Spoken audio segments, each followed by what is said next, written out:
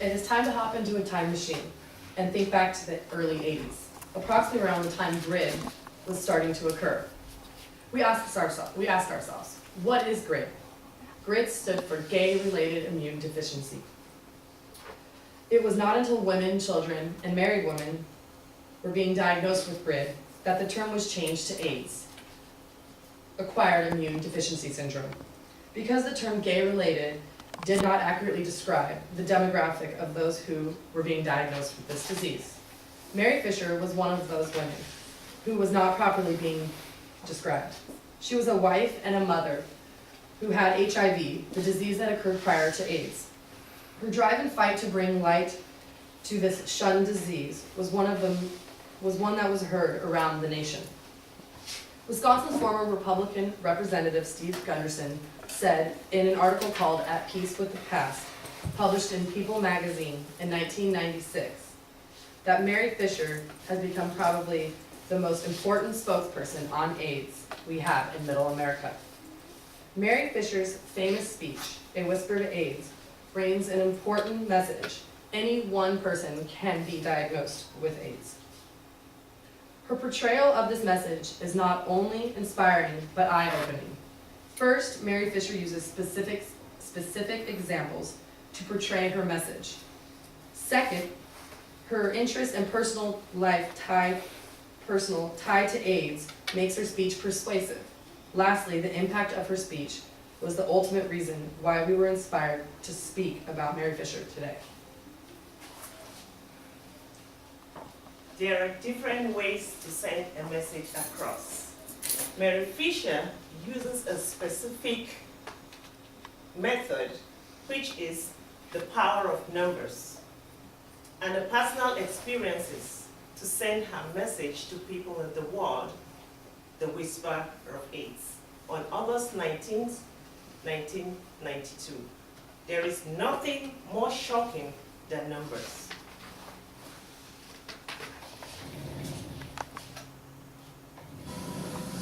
The reality of AIDS is brutally clear. 200,000 Americans are dead or dying. 1 million more are infected. Worldwide, 40 million, 60 million, or 100 million infections will be counted in the coming few years.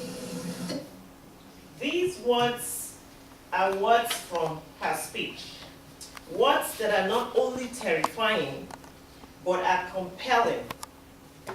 They are persuasive in the sense that listeners think and react to her presentation. Mary Fisher not only uses numbers to fight, she used them to promote compassion. To the millions of you who are grieving, who are frightened, who have suffered the ravages of AIDS firsthand, have courage and you will find comfort. As you can hear, she tries to bring people to have compassion, those who are suffering by using a power of numbers like millions, to allude to the fact that AIDS can affect anyone. Mary Fisher's personal experiences contribute to her message. If you believe you are safe, you are in danger. I was not hemophiliac. I was not at risk because I was not gay. I was not at risk because I did not inject drugs. I was not at risk. My personal experience with the closed madness about AIDS has not only major impact on her speech, but reinforced her purpose.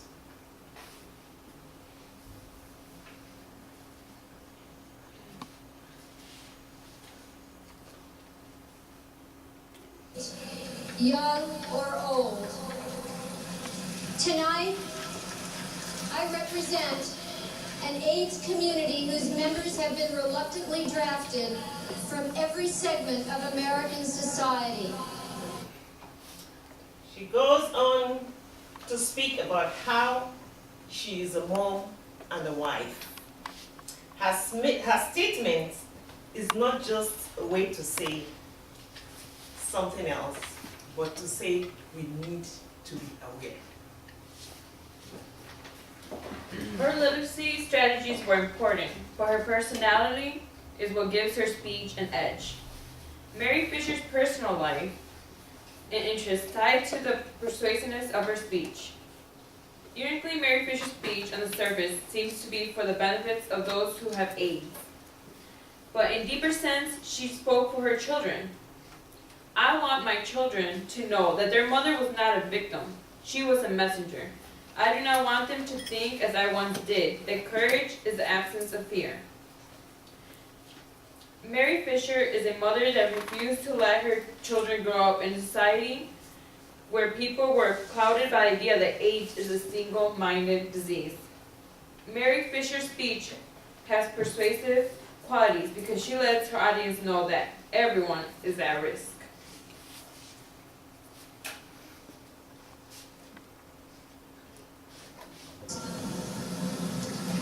We may take refuge in our stereotypes, but we cannot hide there long. Because HIV asks only one thing of those it attacks. Are you human? And this is the right question. Are you human? Because people with HIV have not entered some alien state of being. They are human. They have not earned cruelty, and they do not deserve meanness. According to Jennifer J. McGee, 2003, a writer of an article for Women's Studies and Communication, Volume 26, every major newspaper in the country took note of Fisher's speech for two reasons. First, she had a dramatic, concrete, immediate effect on the crowd. Nearly everyone stopped to listen to her speech. The noisy, distracted audience grew still by the end of her speech. We found Mary Fisher inspiring. The impact of her speech that had on people was what inspired us to speak about Mary Fisher. Mary Fisher's interest in AIDS is inspirational. According to a journal, Mary Fisher Now, published by Frank Rich in the New York Times, May 4th of 1995, Miss Fisher's anger does not just emanate from within. She senses a growing national difference to AIDS by people who don't think it's their problem and a continuing stigmatization of people with AIDS, especially gay men.